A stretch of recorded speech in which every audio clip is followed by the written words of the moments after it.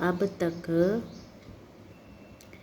हम अब अपनी शक्तियों के द्वारा अंदर ही जो है वो अपने प्रभु को खोज रहे हैं, और उससे ये कुछ और बातें भी बताना यहाँ अनिवार्य अब हो रहा है।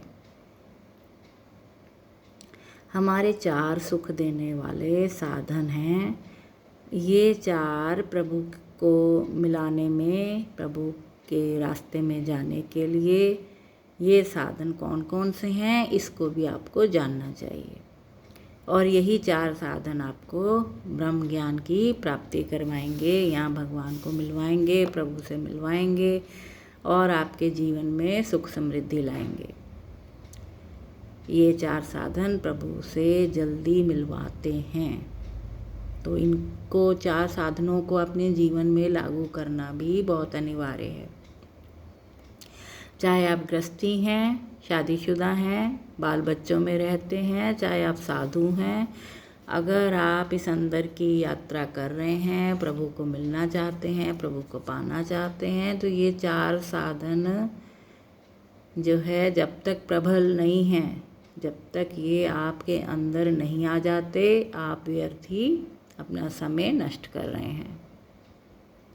कई साधु भी ऐसे होते हैं जिनमें ये 4 साधन की जो है पूर्ण रूप से तो कमी नहीं होती, लेकिन उनमें से 1-2 साधन उनके पास होते हैं और 1-2 साधन में कमी होती है। और जो पूर्ण रूप से 4 साधनों में जो है अपने अंदर धारण कर लेता है, विजयी होता है, वो क्या कहलाता है? वो संत पुरुष, साधु पुरुष, ब्रह्मज्ञानी कहलाता है। कहते हैं ना, ये ब्रह्मज्ञानी संत हैं, ये ब्रह्मज्ञानी साधु हैं, 108 ब्रह्मज्ञानी संत हैं। अब कई लोग तो आजकल ऐसे ही 108 लगा लेते हैं। तो गहराई में अगर आप देखें, गहराई से खोजें, और जिनको थोड़ा ज्ञान है वो समझ जाएंगे कि सच्चा साधु कौन है और नकली साधु कौन है। जिस साधु ने प्रभु की प्राप्ति कर ली हो, प्रभु को देख लिया हो, वो सबसे उत्तम साधु है। और ये नहीं साधु वो जो जंगल में भटक रहा है, घर छोड़ के भटक रहा है, नहीं। गृहस्थी में भी अपने घर का निर्वाह करते हुए, अपनी कर्म भूमि में अपने सभी कार्य करते हुए जो गृहस्थी भी अगर इस मार्ग पे चलता है तो वो साधु है। अच्छा, अब इससे हमें एक और बात याद आई। एक महिला हैं, वो रोज़ मंदिर जाती हैं, सुबह रोज़ सत्संग करती हैं, काफ़ी सत्संगी हैं, और आज से नहीं कई वर्षों से करती आ रही हैं। और सुबह उठती हैं जल्दी, स्नान करके सीधा मंदिर की ओर जाती हैं।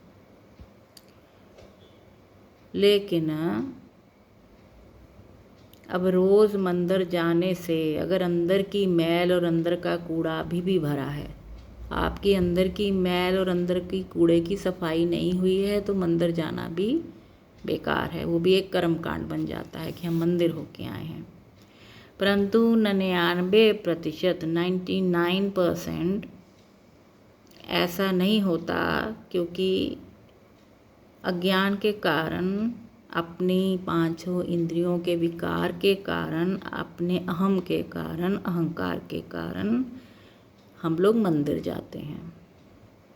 फिर हम सबको कहते हैं ना, हम तो डेली मंदिर जाते हैं, डेली सत्संग करते हैं। ये बताने वाली डेली हम जाते हैं, डेली हम ऐसा करते हैं, ये हमारा अहम बोलता है। हम अहम से कहते हैं कि हम तो वहाँ होकर आए हैं। वहाँ से हम कुछ ज्ञान नहीं लाए, कुछ शिक्षा नहीं लाए, बस हम हो के आए। पल भर भी अगर मंदिर में जहाँ कीर्तन कथा हो रही हो, सत्संग हो रहा हो, नहीं भी हो रहा हो, पल भर भी प्रभु का वहाँ बैठ के चिंतन किया जाए, तो आपके अंदर की सफाई शुरू हो जाती है। तो अब वो हमने उनसे कहा कि बहुत अच्छी बात है, आप मंदिर जाती हैं, क्योंकि जाने से कुछ तो लाभ जरूरी होता है।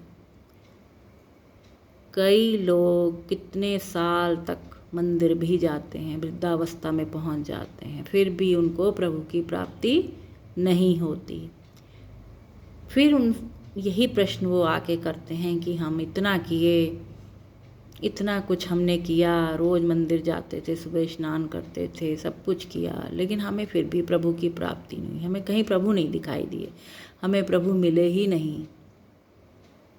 अब वो अपने मन में टटोल के देखें, मन के अंदर झांक के देखें कि क्या कमी रह गई थी। कमी बहुत रह जाती है। हम हैं ही कमियों के पुतले, हम हैं ही विकारों के पुतले। तो दिखावे के कारण मंदिर जाना व्यर्थ है। मंदिर जाना है अपने लिए जाइए, दूसरों को दिखाने के लिए नहीं जाना। और जब जाते हैं वहाँ बातें कम करिए और वहाँ बैठ के आप प्रभु का चिंतन करिए। तो ऐसा है कि वो जो 4 सुखदाई साधन हैं,